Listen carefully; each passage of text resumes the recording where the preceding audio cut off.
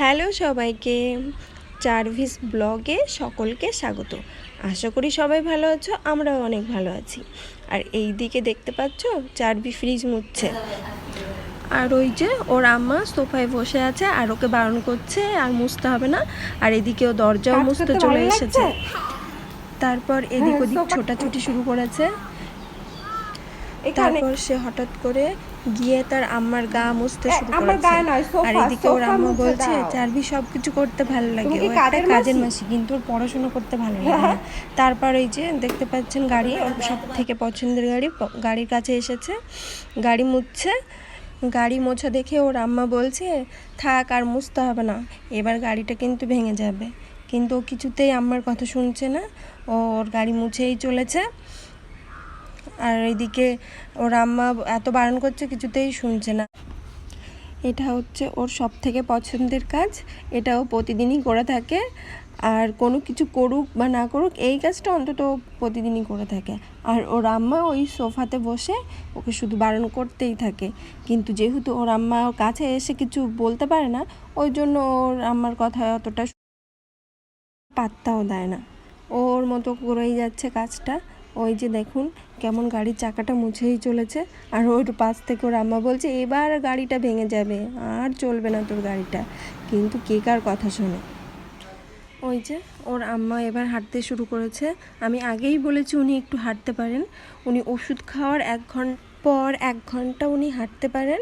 তাই উনি সোজা হেঁটে রান্নাঘরে চলে গেছেন। আর এদিকে ওনার ছেলে খাওয়ার জন্য ডাকছে।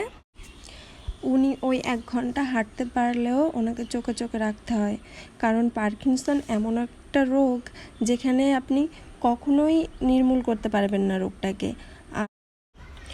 আর এটা এমন একটা রোগ, আপনি ধরুন হাঁটছেন, হঠাৎ আপনার পাটা আটকে যাবে আর আপনি পড়ে যাবেন।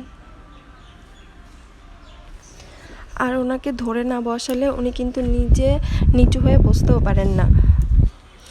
আর আগেই বলেছি উনি নিজে হাতে খেতে পারেন না, তাই ওনার ছেলে এই যে এইদিকে ভাত মাখিয়ে খাইয়ে দিচ্ছেন, এটা ওনার বড় ছেলে।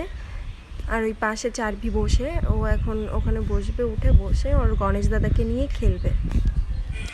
চারভি কিন্তু বরাবরই দেখে এসছে যে ওর আম্মাকে খাইয়ে দিতে হয়, ওর আম্মা নিজে হাতে খেতে পারে না। তাই চারভিও যখন কিছু ওর আম্মাকে দিতে হয়, ও ওর আম্মার হাতে দেয় না, ওর আম্মাকে গিয়েও খাইয়ে দেয়। আর পাশে চারভি বসে ওর প্রিয় খেলনা ওর গণেশ দাদা ও ওর অ্যাঞ্জেলকে নিয়ে খেলছে আর কথা বলছে। আর ওর বাবা পাশ থেকে বসে একটু ঢং করে নিল। যাই হোক, আর এইদিকে চারভির আম্মা চারভির বাবাকে বলছে হাত ধুয়েছিল কিনা ভালো করে সেটা। তো ওর বাবা বলছে তোমার সামনেই তো হাতটা ধুয়ে এলাম, তুমি দেখতে পেলে না। আর এদিকে চারভি দেখুন কেমন খেলেই চলেছে, ওর কোনো খেয়ালই নেই।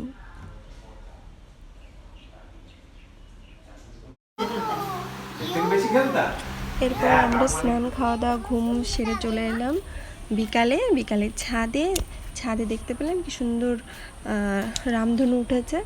আর সেটা তো দেখে চারভি খুব খুশি। আর আজকে আরেকটা খুশির কারণ হলো চারভির আম্মা অনেক দিন পর ছাদে এসেছে, আর ও আম্মা রামধনু দেখাচ্ছে।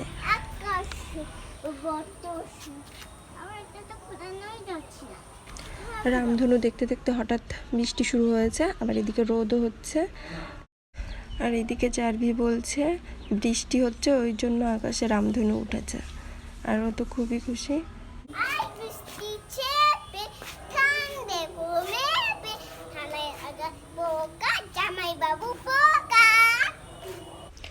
চারভিকে দেখেই বোঝা যাচ্ছে সে আজ কত খুশি।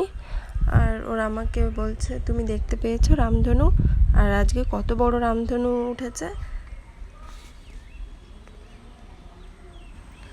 আর সে তার আমাকে বলছে তুমি দেখেছো রামধনুতে কত কালার, তুমি কি বলতে পারবে রামধনুর কটা কালার আছে? তারপর চারভিকে বললাম চলো ছবি তুলে দিই, আমার পাশে দাঁড়াও। সে যে পোজ দিতে শুরু করলো, সেটা দেখে তো ওর আম্মাও হাসছে, আমরাও হাসছি। আর এত বলছি যে ওরম করে হেসো না, আর ও ওইভাবেই হাসছে। যাই হোক, অনেক কষ্ট করলাম, তবুও একটা ভালো ছবি তুলতে পারলাম না, ও ওরম করেই হাসছিল, এমন ভাব করছে যে সে হাসতে হাসতে পড়ে যাচ্ছে। যাই হোক, এই হাসির পর তার মনে পড়েছে সে তার আমাকে একটা ফুল দেবে। লাফাতে লাফাতে চলে গেছে ফুল গাছের কাছে, গিয়ে দেখে ফুল গাছে অনেক পিঁপড়ে। একটু ঝাঁকিয়ে নিয়ে তার একটা সুন্দর ফুল সে তার আমার জন্য নিয়ে এসেছে। এসে অনেক চেষ্টা করলো আমার কানে ফুলটা গুজে দেওয়ার, কিন্তু সেটা কিছুতেই হলো না। ও আবার চেষ্টা করছিল, কিন্তু কিছুতেই হচ্ছিল না। আজ ভিডিওটা এইটুকুই। যদি ভালো লেগে থাকে তাহলে অবশ্যই লাইক আর সাবস্ক্রাইব করে দেবেন। ধন্যবাদ।